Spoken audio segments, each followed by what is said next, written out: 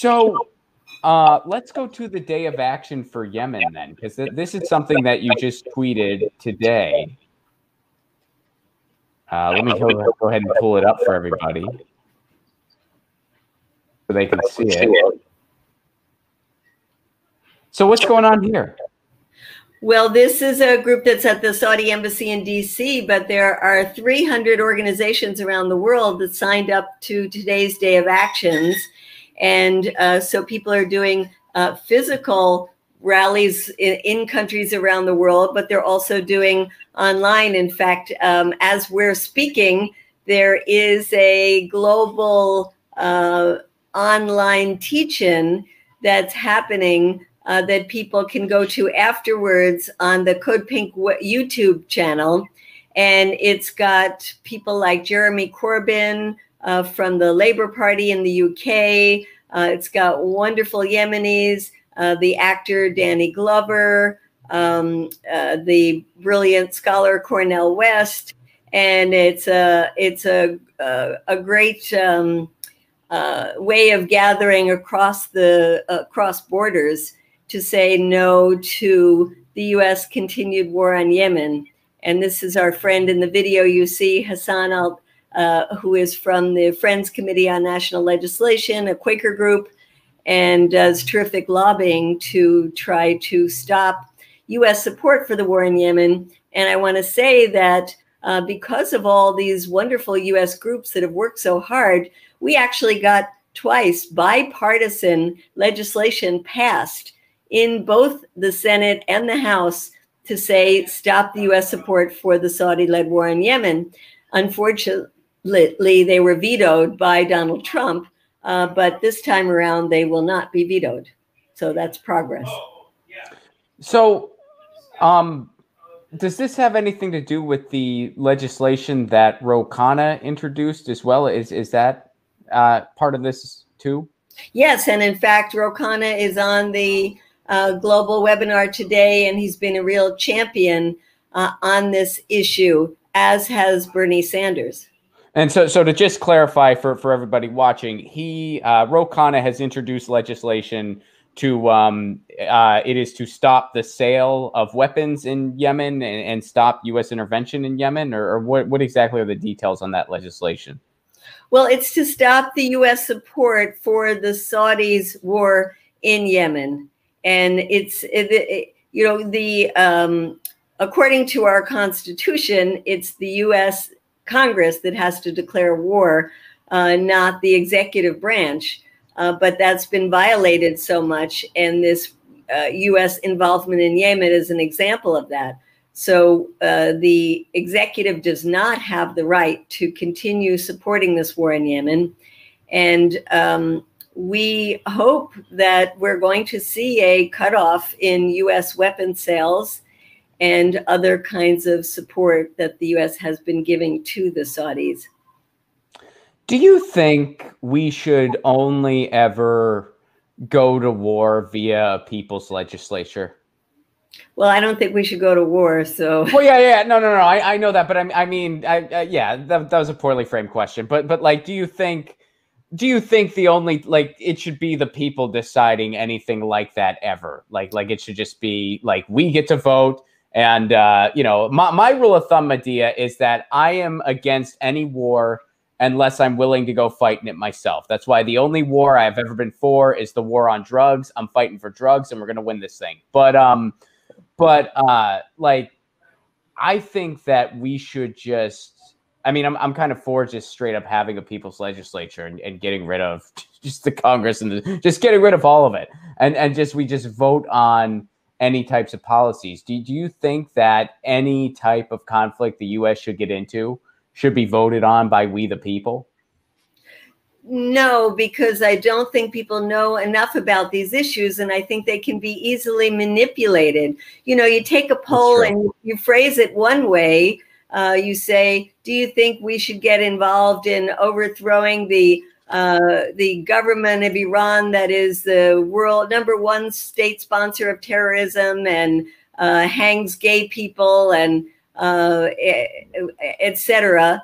And people say yes. If you say, do you think we should go back into a nuclear deal that stops Iran from getting a nuclear weapon and can lead to further talks to end the conflicts in the Middle East, people will say yes. So I think these are issues that have to be discussed and decided at the level of the United Nations. The U.S. will take unilateral military action, and so that should be left to multilateral organizations where you can hear the different sides and hopefully push for ways of avoiding war. Right. Yeah, no, I can get on board with that. I guess what I was getting at there is it's, you know, they make these horrible decisions that brutalize the Middle East, that brutalizes the rest of the world, and screws people over at home. Which I wanted to ask you this.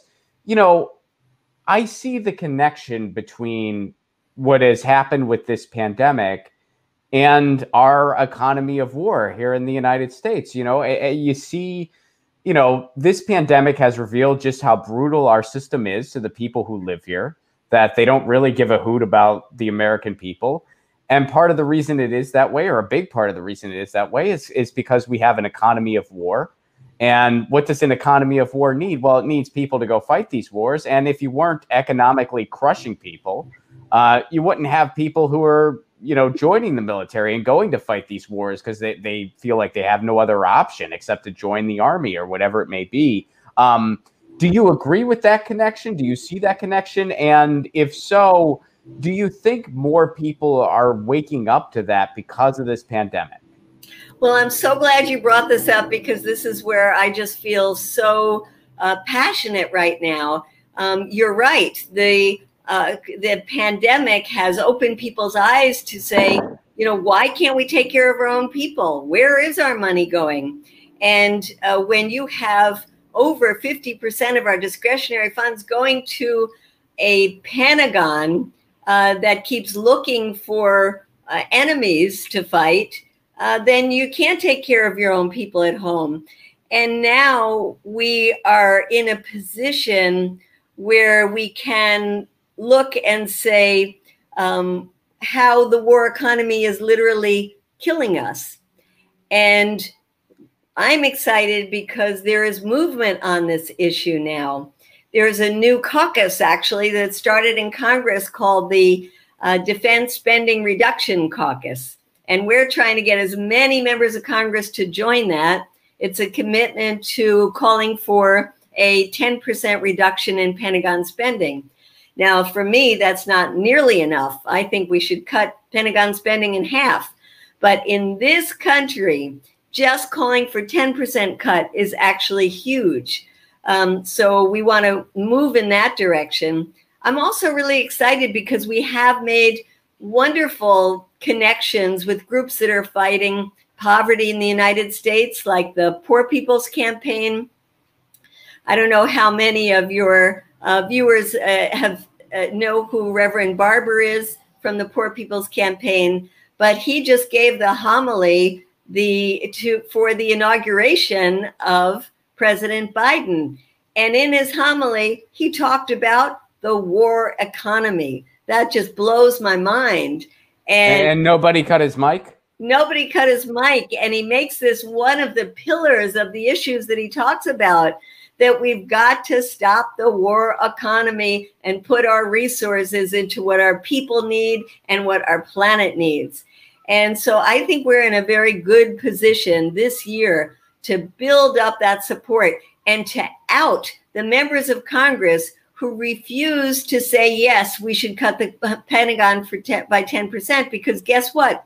When you look at who refuses that and you look at the money they take for their campaigns, aha, there is a direct connection. They tend to be the ones that take more money from these weapons manufacturers, or as the Pope calls them, the merchants of death, like Lockheed Martin and Raytheon and Northrop Grumman. And so we also have a campaign to stop members of Congress from taking money from the weapons industries, to divest from the weapons companies. And then we have to make the connection between the environment and war, connection between the guns that flood our communities at home and the weapons we sell abroad, make the connections between the use of military-grade equipment in our communities that have been used so much against people of color, and the connection there between the weapons that we dump all over the world. So there are so many important connections that we are making now. And I know even in Code Pink, we're starting to build a youth community of Code Pink. We're getting more diverse as an organization. And this is so important because the peace movement was big and strong under the Bush eras, when we came out by the hundreds of thousands to say no to the war in Iraq. Obama came in and it fell apart. And now we've got to really rebuild it, and in a different way, so that it is diverse, that it is intergenerational, and it makes all of these different connections that you, Ron, started out by making. Get your news on with Ron. Don't you want to know what's going on? We're getting our news on today. Get your news on with Ron. Don't you want to know what's going on? We're getting our news on today. Yeah, yeah, yeah. You can tweet me an article at Ron Placone. We'll go through it together and make it our own. Get your